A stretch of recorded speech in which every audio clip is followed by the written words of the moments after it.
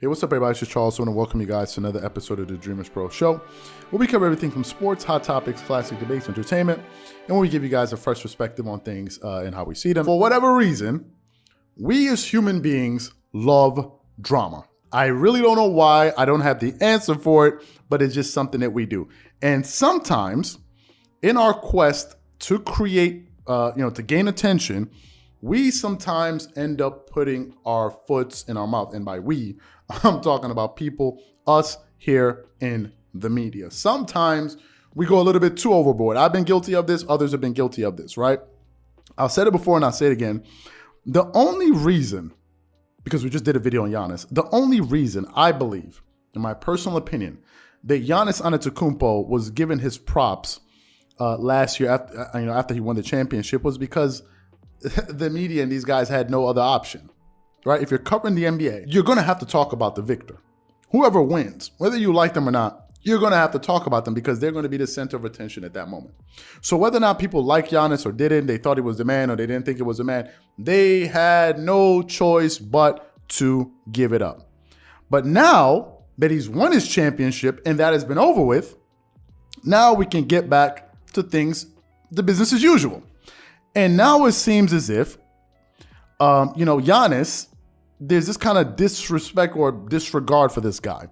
There's no secret, as we currently speak, that Ja Morant is in the process of taking the entire NBA world by storm. And to me, I think it's a beautiful thing for basketball. Why? Because the game is always evolving.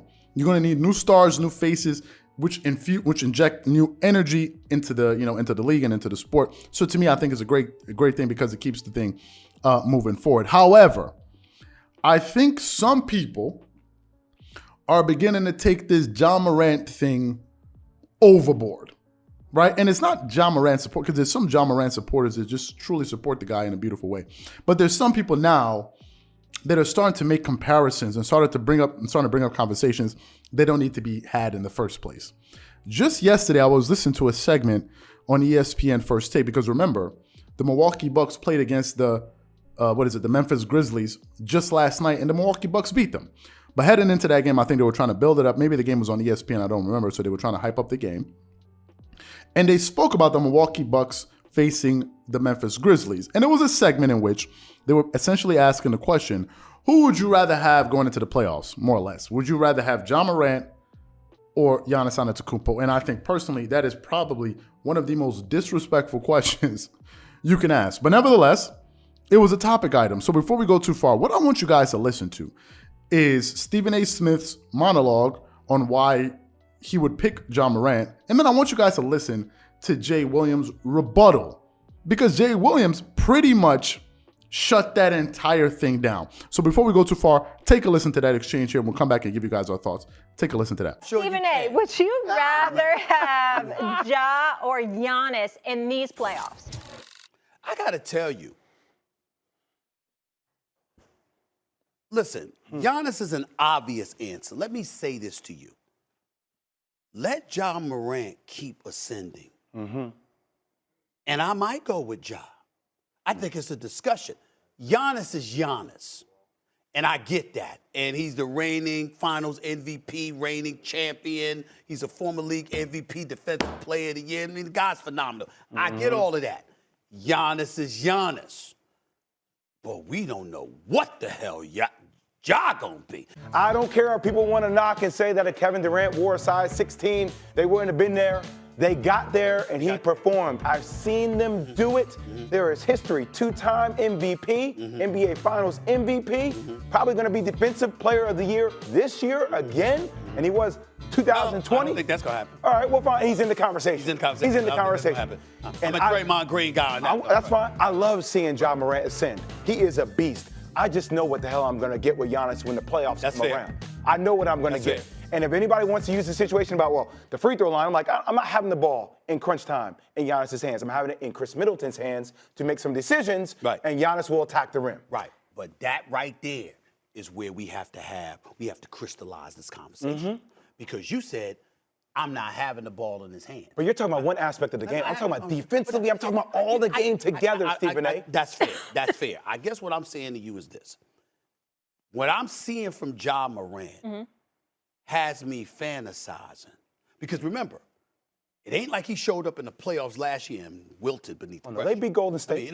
But he answered the call. Yes. Is what I'm trying to say. Yeah. In terms of his performance. Yeah. And we know how spectacular he can be.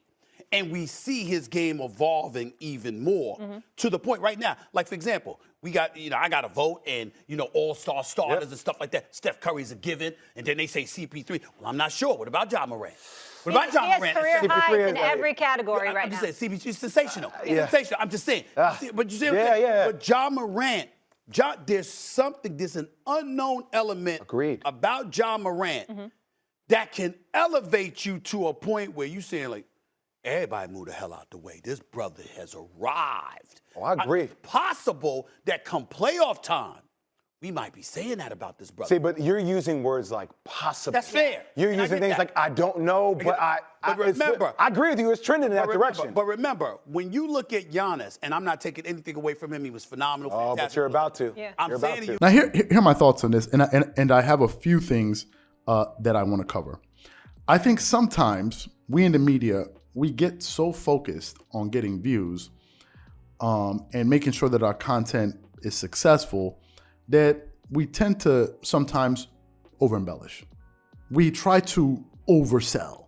We try to create drama and attention when there's none there to begin with, right? I think it's just the way it is. If you look at media as a whole, and I think we have to, now I'm using we because I'm throwing myself in there as well. We have to be careful when we're doing that. The second thing is, I think nowadays, people are too quick to heap praise on people who really haven't earned it. I think it's like this kind of instant gratification world we live in where everything needs to happen right now. And if it's not happening right now, then it's not happening at all. So you see something within 5 minutes, you're like, okay, this is the new thing. This is the new thing. It happens all the time. And then what usually happens is time goes on and that initial craze phases out and we move to the next thing. We see it happen all the time. A new guy comes in, he's the best thing since sliced bread. 2 months later, we've forgotten about him, moving on to the next thing. And things really can, and that's the reason why it's really hard to establish longevity, in the world today, because things are happening so fast. For the fact that Ja Morant is even being compared to Giannis, I think is a farce. I think it's just a total farce. To me, it either seems as if you have no respect for Giannis and his accomplishments, or you're just completely unaware of who he is or in his accomplishments altogether. The fact of the matter is, Giannis should be, if you're going to compare Giannis to anyone, the people you're going to be thinking about comparing him to are either going to be Kawhi Leonard, Kevin Durant, or Stephen Curry. Those are his mates. Those are the people that you can compare Giannis to, right? That's his classroom. But if you think, and I get it, if you think that Ja Morant is trending towards Giannis, I get it. But people won't take you seriously when you start to say things like you would take Ja Morant over Giannis. That no one is going to take you seriously, and I'm happy that Jay Williams basically defended Giannis and put things into perspective. Because first of all, we're talking about a guy in Ja Morant who's, I think, in his third year in the NBA, comparing him to a guy in Giannis Antetokounmpo, who's a Finals MVP, the reigning Finals MVP, a Defensive Player of the Year, a 2-time regular season MVP, all of which happened in the last 4 years, by the way, a 5-time All-Star, a 5-time All-NBA player, and a guy that's made 3 All-Defensive teams, and you're comparing him to Ja Morant. When you do that, people don't take you seriously. And it's something we have to avoid, because by doing that, we're diluting Giannis. It's the same way people were trying to compare Zion Williamson to LeBron. When you make a comparison like that, you dilute the brand of LeBron. It makes it seem as if these two things are comparable when they're not. When in reality, they are not at all. And to me, I'm very happy that Jay Williams pushed back on that, because it's an absurd thing to say. Even if you think it, don't say something like that, because how it comes off as if you're saying you kind of view Ja in Giannis's kind of they're on the same wavelength, and in reality they're not. And then to me, I just thought it was just totally disrespectful, and I'm happy that Jay Williams really pushed back and made some very strong points when he was discussing that topic with Stephen A. Smith. So what I want to know from you guys, what are your thoughts on Stephen A. Smith potentially saying, you know, he would pick John Morant because we don't know what he could be and all that? And what are your thoughts about some of the comments that Jay Williams made? Whatever you guys think, please leave your thoughts and comments in the comment section below. Again, if you enjoyed the video, be sure to make sure you go ahead and hit the like button, hit the subscribe button, and hit the notification bell to be notified whenever we drop our content. Once again, this is Charles here from Dreamerspro. Wishing you guys an amazing day and catch you guys on the next episode. Peace.